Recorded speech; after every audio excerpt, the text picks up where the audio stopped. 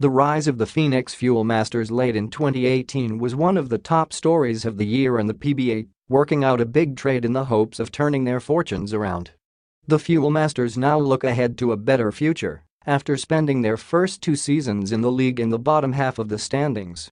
Flat start for Louie Alas. The Fuel Masters had a rough campaign early in the year, narrowly missing the playoffs in the Philippine Cup and the Governor's Cup. Phoenix lost in a playoff match against TNT for the 8th and final playoff spot in the Philippine Cup. It was a slow start to the new coaching staff headed by Alas, who took over the team late in 2017. Eugene Phelps explodes in return. Phelps picked up where he left off in his second stint with the Fuel Masters, as the high-scoring import scored 50 points in a 113-107 win over Columbian last August 22.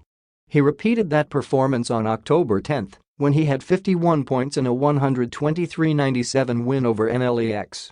Jeff Chan traded. In one of 2 trades made by Fuel Masters in 2018, Phoenix gave up its resident 3-point shooter in Jeff Chan to Barangay Ginebra in exchange for a 2018 first-round draft pick, which they used to pick Jory Naples.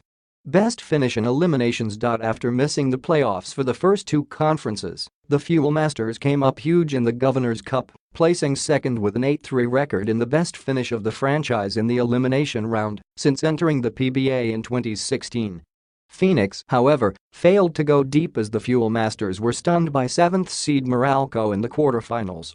Abueva becomes a Fuel Master. In possibly the biggest trade of 2018, the Fuel Masters acquired the controversial Calvin Abueva from Alaska for Carl DeHisa and a 2019 first-round draft pick.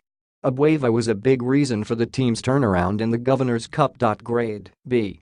The Abueva trade was the story of Phoenix's 2018, transforming the Fuel Masters instantly into a legitimate contender in the coming years.